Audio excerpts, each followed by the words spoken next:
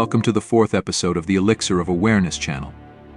By the end of this episode that you're watching, about 1 billion cells in your body will be destroyed. And at the end of today, about 2,000 of our brain cells will be lost, and they'll not live again. All these little deaths happen in our bodies every day, and it seems that we're experiencing death every moment, and we're living death. The title of our fourth episode of the Elixir of Awareness channel is Death and Life. It's better we learn this valuable advice to die once before death comes. O stubborn human being, you've died and reborn for thousands of generations since you were born. You got all these achievements because of passing from one stage to another. So why are you still afraid of mortality and going to the next stage? The reason for naming this episode is that we clearly intend to talk about the issue of death and life. In this episode, we want to deal with the most basic fear of humans, which is death.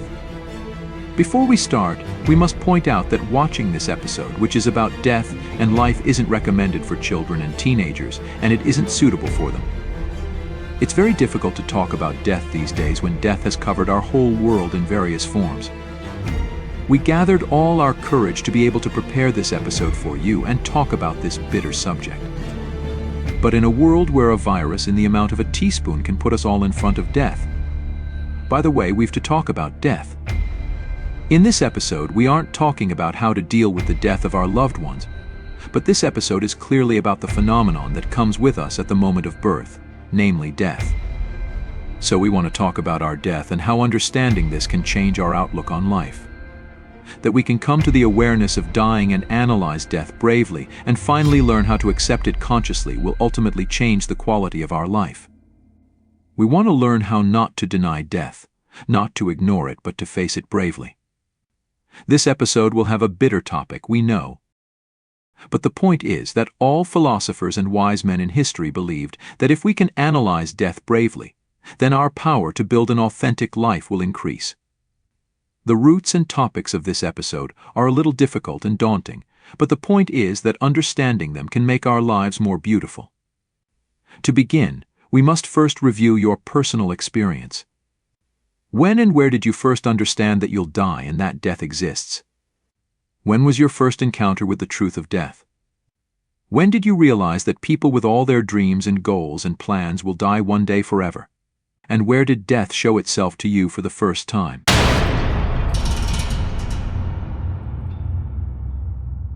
It has happened to each of us that by witnessing the death of a phenomenon or a person from friends or family, we suddenly came to know the bitter truth that death is the end of the fate of all living things. Psychologists say that this experience, our first encounter with the truth of death, is like a big shock to our psyche. But gradually children forget this bitter experience and it won't continue. Until one day, suddenly this apprehension and feeling of anxiety returns. This usually happens during adolescence. When people enter adolescence, it seems that the fear and anxiety that was hidden since childhood flares up again and teenagers become very involved in the issue of death. But slowly this feeling decreases again. Because we enter youth, and at this stage of life we are so involved in life, work, success, and achievement that we hide death in the layers of our being and we forget it. But again in middle age, thinking about the issue of death flares up in us. With increasing age, when the excitement of getting things in life decreases and we distance ourselves from the hustle and bustle of the times, death knocks again and enters our thoughts, and this feeling of apprehension and fear of death continues in us until the moment we die. But regardless of how we consciously understand or experience death at different ages, the main point is that death leaves a very deep imprint on our subconscious in the very first encounter. It means that death will never leave us.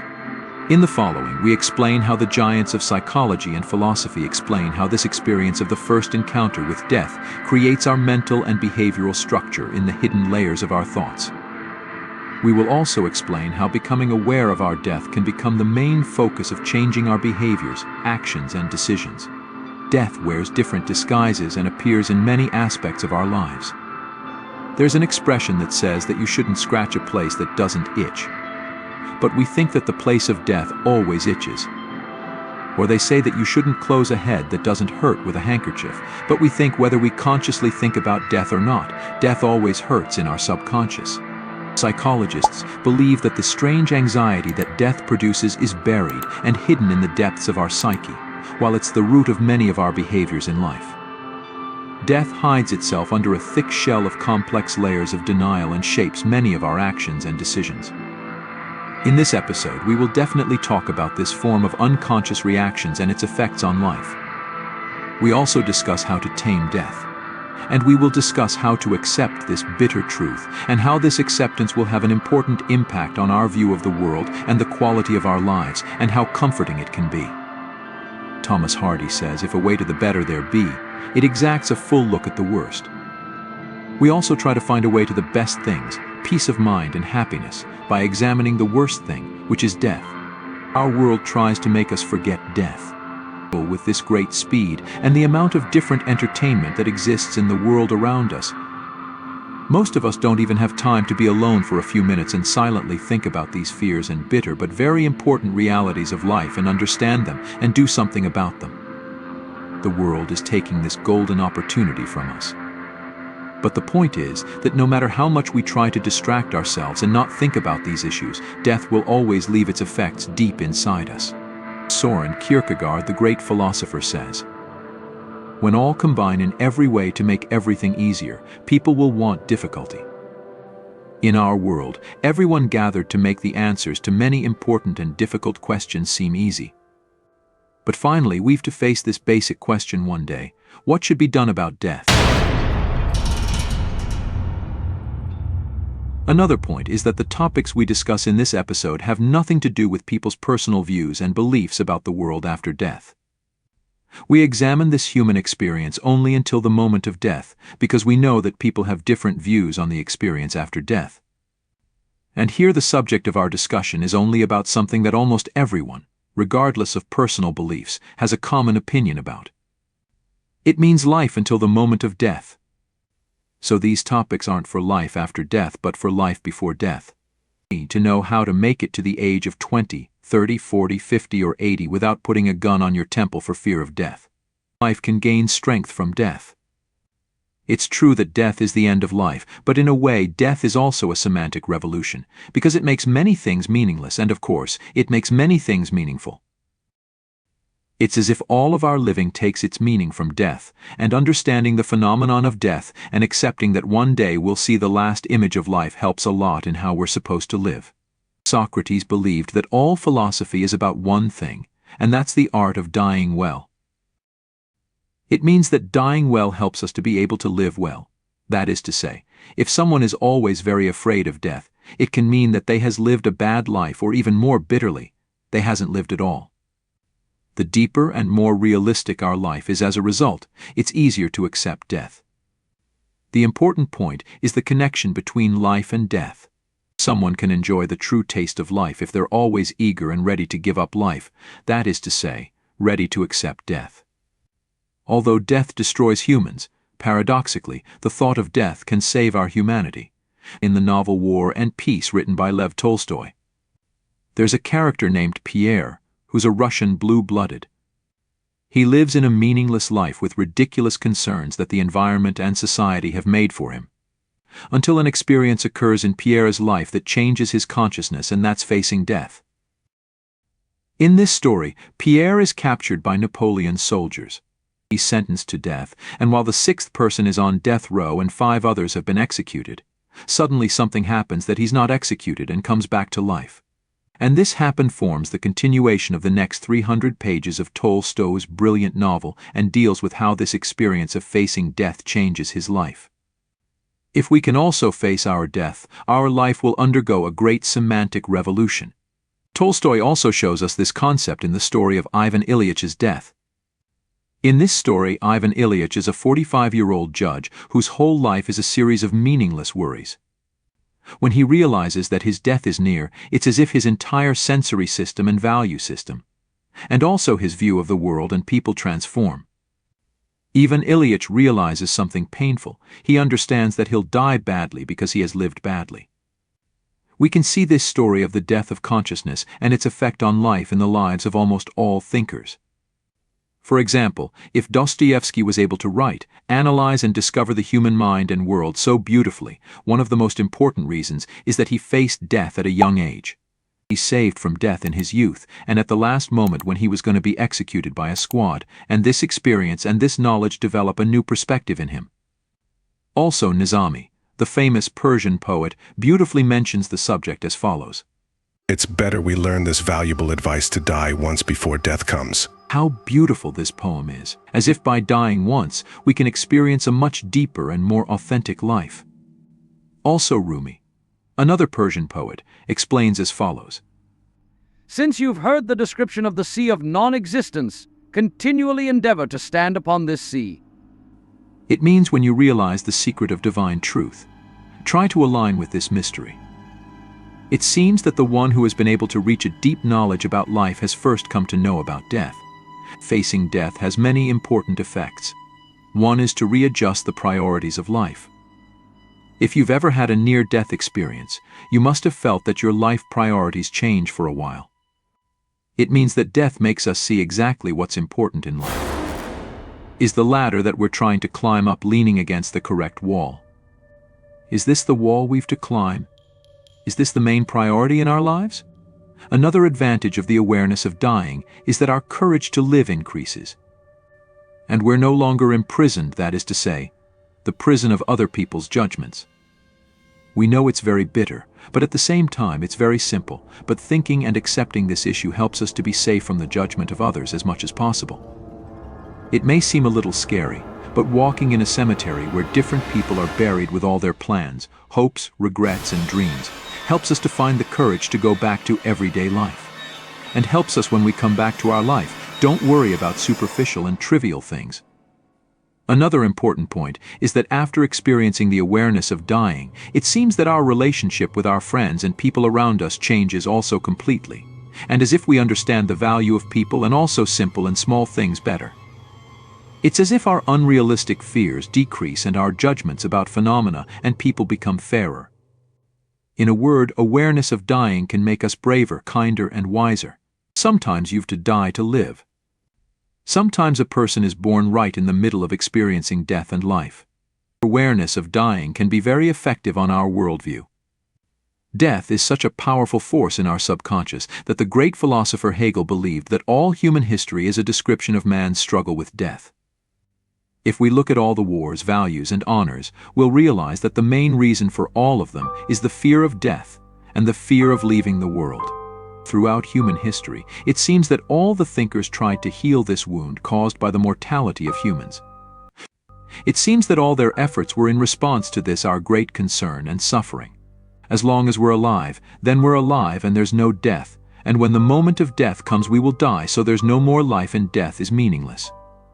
Do you see? It seems that life and death are two sides of a coin that never see each other, and they only have a very small and brief encounter with each other. In all religions, theologies, and philosophies, there are many different views on death, all of which try to answer this painful phenomenon. But the anxiety that we hide in ourselves due to the fear of death can show itself in different ways. For example, the great psychologist Irvin Yalom talks about a sick person in a book who was strangely afraid of the ending. That is, he was not doing anything until the end. For example, if he was cleaning the house, he would always leave a part dirty. If he lit a cigarette, he would never smoke it completely, or if he ate food, he would never eat it completely. And then it becomes clear that this disease is caused by his deep fear and anxiety of death and mortality. And he was trying to escape from this fear of ending and also dying by leaving things unfinished.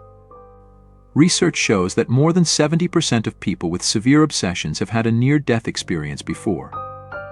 It seems that most obsessive-compulsive people who like everything to be clean and tidy seem to be struggling with some form of anxiety within themselves, because they want to establish a certain order in this chaotic and lawless world where death can happen at any moment.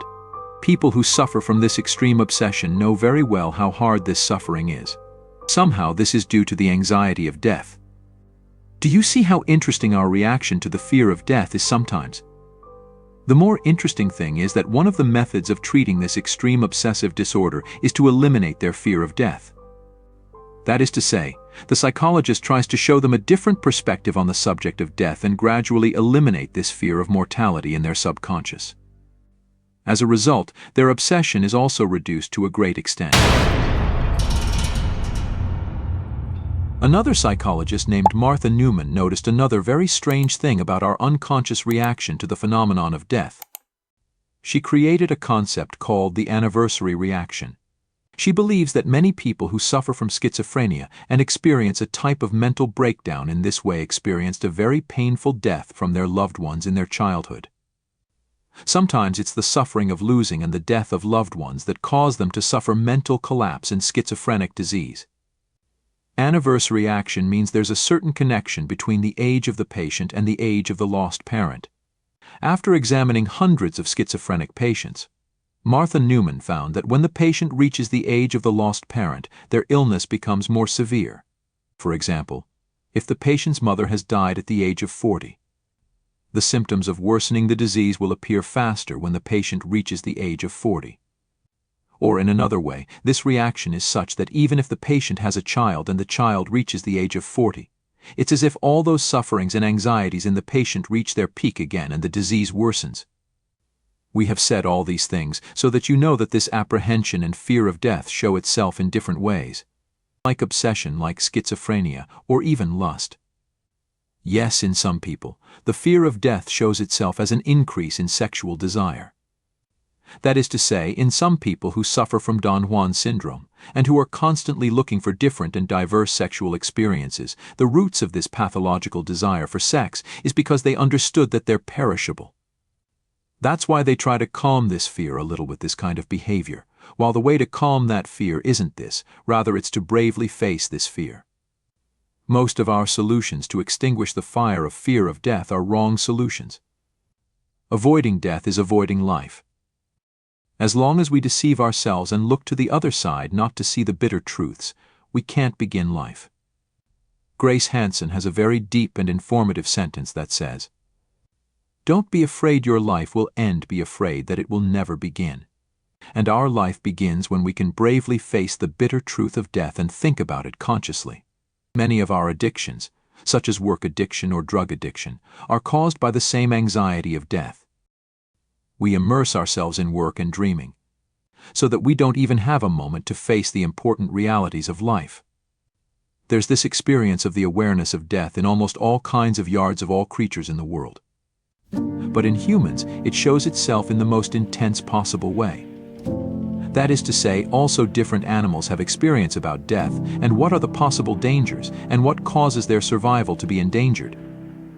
But no creature can feel and experience this level of awareness of dying as much as we humans. Our mortality isn't only because we die, but often it's because we know we will die, and this knowledge manifests itself in different ways. The best way to face death's fear is to understand death. We must be able to accept that one day our heart will stop beating. We must accept that one day we will die so that we can live fully. We must live so completely that we leave nothing but a burnt castle for death. We must accept death and live as fully as possible. A sense of urgency helps us achieve real results. Because life is like a short blink, and we must make the most of this short opportunity. This is the main answer to the question of life and death.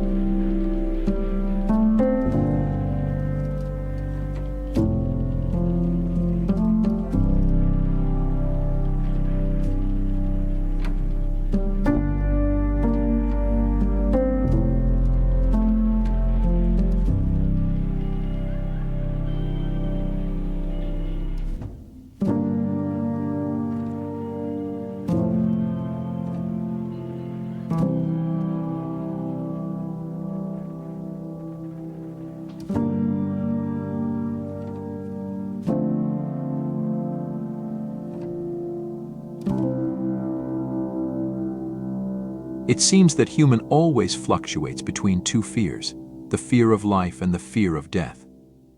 We're afraid of life because of the fear of facing risks and uncertainties. And we're afraid of death because of the fear of mortality and leaving attachments and entering another unknown world. But if we imagine a line where one side is life and the other side is death, and we try to reduce the distance of this line and try to bring the border between life and death closer together and integrate them, then our fear of life disappears or becomes much less, and also our fear of death. The way to get rid of anxiety caused by fear of death is reconciliation between life and death.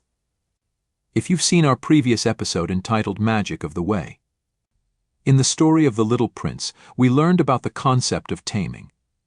We must be able to learn how to tame death as well. In the story of the Little Prince, the fox said that people don't understand what they don't tame, and to understand a phenomenon, it must be tamed first.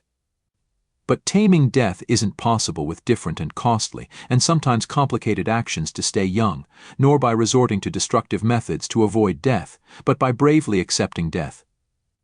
If we can solve the fear of death, miraculously the fear of life will also be solved. Let's ask ourselves how much of our life we didn't live because of different fears. An unlived life is a hidden world that only the memory of death reveals. Please pay attention to this sentence once more. An unlived life is a hidden world that only the memory of death reveals. Parts of our lives that remain untouched are a lost dream. That the only thing that can find this lost dream is imagining the dream of death and accepting the truth of death. And this can create a conceptual revolution in our minds and lives. This is how this death of consciousness helps us. Now that we know we're invited to the celebration of life, and we also know that life is cruelly short and can end at any moment, let's leave the celebration of life like a satisfied, happy party. Death reminds us that dreams can't be postponed. Death reminds us that many of the identities we've created for ourselves in life are false. Death makes us redefine our priorities, our lives, our rules, and our values. This thing that we're asking you to do now is very bitter, difficult, and strange, but believe us, it can help you a lot and be relaxing. What we want from you is to write your will. Maybe the younger ones think to themselves, what a surreal thing to write my will. But believe us, writing this will is neither for death nor in the service of death, but in the service of life. When we start to write a few pages of our wishes, of our stories, of our words to our loved ones, of assigning tasks the things we've, and when we write the last word of the will, which is probably the word goodbye, we put the pen down and realize how much braver we've become. It's as if we put down a heavy burden that we carried on our shoulders for a lifetime. So we suggest that if you've a chance, spend a few hours writing your will. And we know maybe you tear it up later or keep it somewhere safe and never give it to anyone. It doesn't matter, just please try to write it. Because writing this will is a unique experience. Maybe in some moments when you're writing, you miss the very ordinary things that you've forgotten. You may feel for a moment what wrong things you've been afraid of and ashamed of throughout your life. You may think to yourself what beautiful and important goals you had, that you haven't yet fought to fulfill. You may smile or may cry for a moment. But believe us, this difficult and of course valuable work, that is, writing your will, which may never be read by anyone for years, can be a very valuable experience and help you a lot. We hope you all have a long and happy life.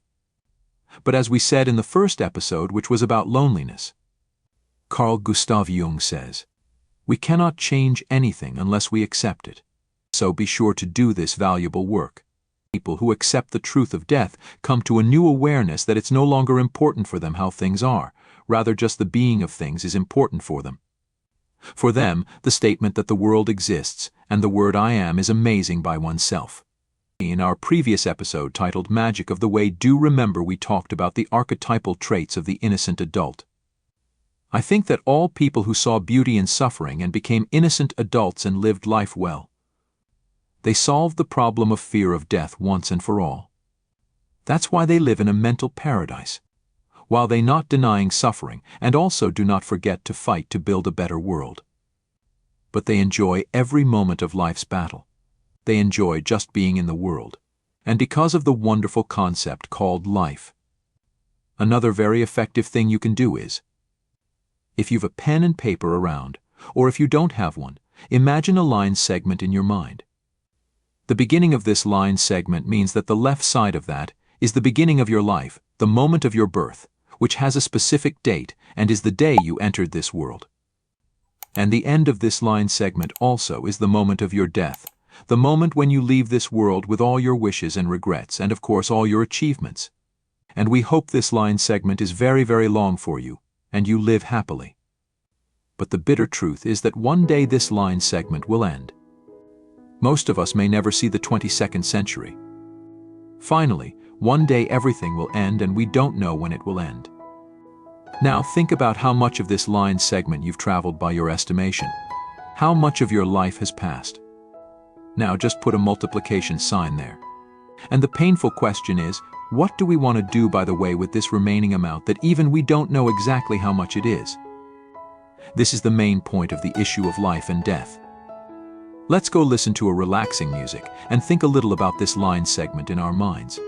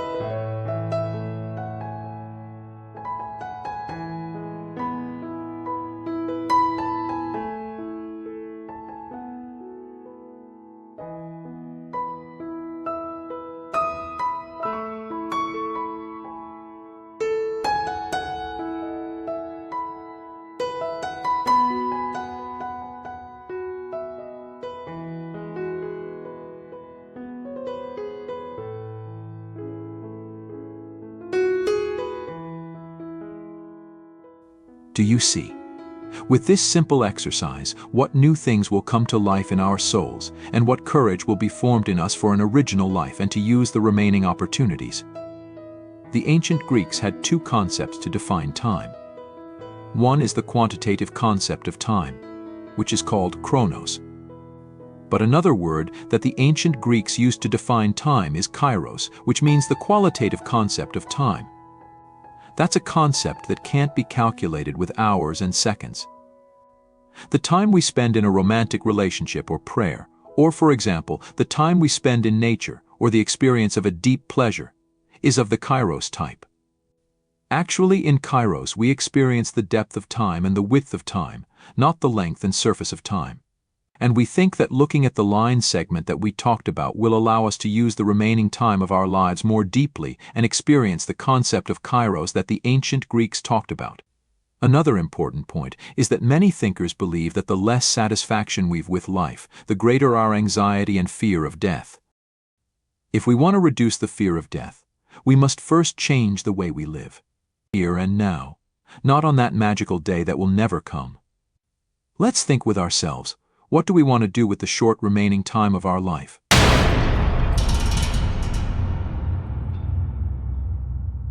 It seems that in the past and in ancient times, people were skilled in the art of dying well, an art that modern human is unaware of. We drowned ourselves in a lot of entertainment and distractions, so that we don't even have a chance to think about the bitter truths of life and the issue of life and death. Make no mistake, it doesn't mean to love death. Death is bitter, unfortunate, and of course scary. No one likes death, and I don't think you like death either, because death is never compatible with our inner nature. The main issue is to accept death as a definite and natural phenomenon, not to love death. There are 3 important points about death that, if we can add them to our treasury of consciousness, will completely change our perspective. The first point is to accept that death is an inevitable fact in life and certain. The second point is to accept that thinking about death is also inevitable. No matter how much we try to escape from this fear, this anxiety shapes our behaviors deep in our subconscious. And the third point is to know that even thinking about death can be very fruitful and healing and help us to experience life better. This is what we practically forgot in the modern world. In a book called Being Mortal by Atul Gawande, which is the narration of his experiences in facing death. The introduction of the book begins with this sentence: "I learned many things in medicine, but mortality was not among them." It seems that death in the modern world is a problem that needs to be solved or ignored at all. For example, when we hear a story in the news about a person who participates in a marathon at the age of 99, then the anxiety of death decreases in us. But we must not forget that these 99-year-old people are exceptions. We mean most of us don't experience old age so joyfully and well. If we reach old age, we lose our teeth on the verge of old age, the veins of our body become brittle, and calcium leaks from the hard tissues of our body to the soft tissues. Our bones become weak, our heart has to work harder, blood pressure imbalances, heart diseases gradually appear, and some of us lose about half to a quarter of our muscle weight over time. A part of the gray layer of the brain is lost forever, and our memory and many of our mental powers slowly weaken. By the age of 85, 40% of us will suffer from dementia. In a 60-year-old person, the amount of light that reaches the eye lens is 1/3 of a 20-year-old person. We cannot even see the world with the same quality as before. The sense of taste and hearing and all the things with which we've the ability to understand the surrounding world slowly weaken, and we gradually disintegrate until we reach the moment of death. Even saying and hearing all these numbers and facts is very bitter and painful. But we just want to say that when we believe these truths and don't run away from them, then we'll live the remaining opportunity differently. Plato talks about courage in a treatise. Plato's writings are mostly conversations between people and also the teachings of his teacher, Socrates. In one of the stories, Socrates talks to two war commanders. This question arises: what's your definition of courage? One of them says that courage is a form of mental stability.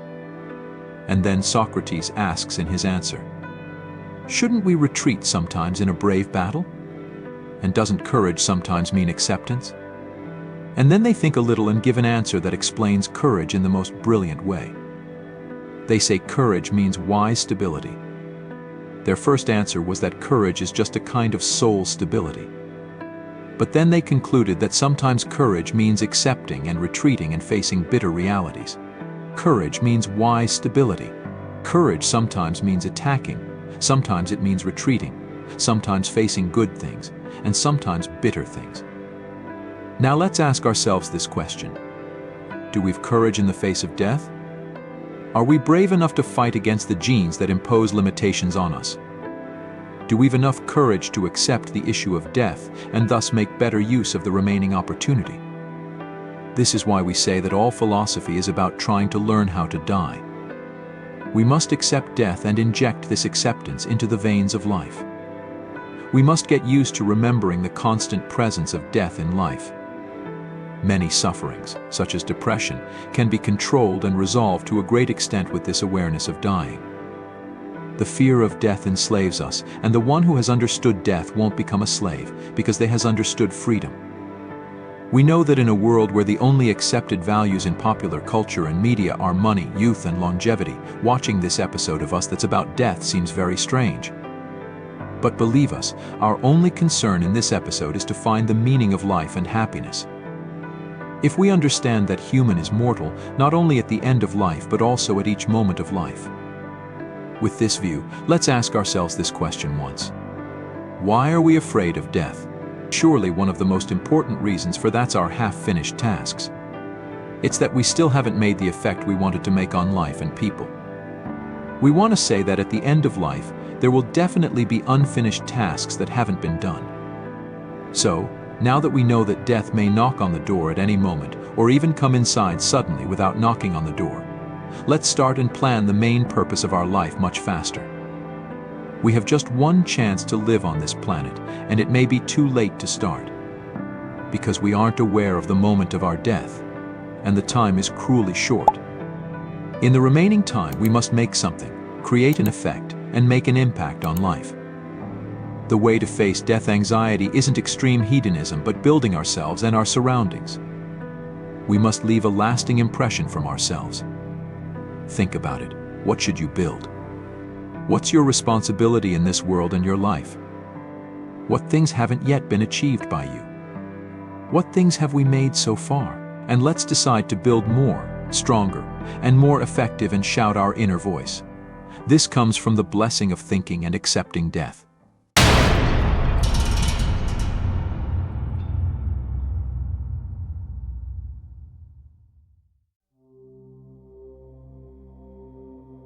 Worrying about the years or centuries to come that we won't be alive is as useless as worrying about the years and centuries before us that we hadn't yet come to this world. This short opportunity that has been given to us should be lived passionately until the end. The ultimate ingratitude and disrespect for life is to die badly. And the main root of dying badly is living badly. So let's try to live well and try to die well. We want to say that death isn't always the negation of life. Rather, death has a strange force that improves the quality of life. An important point is that death has a very strange privilege towards us. And this is its unexpected feature. That is to say, we don't know when it's going to arrive. We must deprive death as much as possible of this superiority and characteristic. It means to recognize it and remove death from its mysterious state. There's no place on this planet where death doesn't reach us. We will die one day, this is true. But we can surprise death and face it bravely. That is, if one day death knocks on our door, we should act like it doesn't expect us. We can eagerly open the door for death and hug it, sit together, have tea, speak a few words, and be ready to host, instead of not opening the door out of fear, hide and run away from that. If death smiles scornfully at our dreams and goals, we should also smile at it calmly. This is a behavior that death isn't used to in today's modern world, and will be surprised. And this way we can live better. When we allow the thought of death to enter our being, we've taken from it its wildest element. It means the unexpectedness of death because we were already prepared for its presence. And this way we can live better. Death always roams around us. At the beginning of this episode, we mentioned that even the cells of our body die every day and new cells replace them. It's the same in the surrounding world. Death is everywhere. And of course, life also finds meaning in the heart of death. Death is rooted even in the paper of the book you're reading, because to produce paper, one day a tree will be cut down and its life will end. Do you see? Death is everywhere. So we shouldn't be afraid of it. Sinai, the great Persian poet, says like this: Tell death to come to me if it dares, to hug it tightly. From the moment of our birth, death comes with us. And if we reach a peaceful life with this old friend, our view of the world will be changed. Death is a deeply personal experience and of course individualizing, but we say personal because at the moment of death, we're alone. This experience is only for us. It doesn't matter how many people around us cry and hold our hands at the moment of death because we die alone. But our belief about death can give us originality. Although death can destroy us materially, but thinking about death can save us. African tribes have a legend that they tell the tribesmen, and that legend says that God chooses two animals as couriers of life and death, and the point is that the animal that was supposed to deliver the message of life to humans arrives a little late. And before it first, the message of death comes. The interesting thing in this African legend is that we received the message of death first, but the more interesting thing is that in this same message of death, that is to say, the day we will die, there's also a deep message about life. As if only one courier was enough to deliver both messages to us. The great philosopher Descartes has a famous saying that you've probably heard. He says, "I think, therefore I am." But it seems that the message of this African legend is like this, that I die, therefore I am, and I live. That is to say, life becomes meaningful in the face of death. As left versus right is defined, and light is defined against darkness. I die, so I am that I can die. Nietzsche also says that people know that they'll die, but they didn't celebrate it yet. People haven't yet learned to consider the most beautiful celebrations, which is the celebration of death, as sacred. Awareness of death reveals our true identity. It means we can see our true selves, our desires, sufferings, relationships, dreams, missions, and responsibilities are all a reflection of our thoughts and our subconscious. The great Iranian poet Rumi also beautifully mentions this issue. He says, O stubborn human being, You've died and reborn for thousands of generations since you were born. You got all these achievements because of passing from one stage to another. So why are you still afraid of mortality and going to the next stage? It seems that everything we've said so far has been summed up in these beautiful verses of Rumi. Baudelaire, the important thinker, wrote somewhere that don't forget that the most deceptive trick of the devil is he denies his existence. The most deceptive trick of the devil is that he says that I do not exist. And the most deceptive trick of death is also that it to say hides and denies itself, and if we face death, we've disgraced this deception. There's a story in which a man does not allow Christ to sit in his house for a short rest. And then, as a punishment, he's sentenced to live forever. Yes, you heard it right. He'll be sentenced to eternal life. And when the story moves forward, we see how he loses many meanings of life with the eternal life he suffered. And we see how he can no longer communicate with others, and how he sees the death of all the loved ones around him, and how immortality becomes suffering for him. He's deprived of the ability to love and experiences a kind of emotional paralysis, and this is a very terrible punishment. Because when death becomes meaningless, life also becomes meaningless. Right in the middle of life and death, an important value sprouts and grows, and that's the value of living despite its shortness and with all its wishes and regrets and good and bad moments. A poem by Ahmad Shamlou, the great Iranian poet, and the writer summarizes this episode beautifully. He says, I have never feared death, even though its hands are heavier than nothingness. My fear, though, is of dying on a land where the wage of a gravedigger is higher than the price of a human's freedom, searching, finding, and then choosing at will, and to build a bulwark out of oneself. If the death has a price higher than these, never am I scared of death. Also, Garas Abdol Malekian, another Persian poet, says like this, Death is strange music. You will stand up and dance so softly that nobody sees you anymore. Now the final question of this episode is, did you ever think deeply about the death? Are you afraid of dying? What's your experience? Please share your comments with us.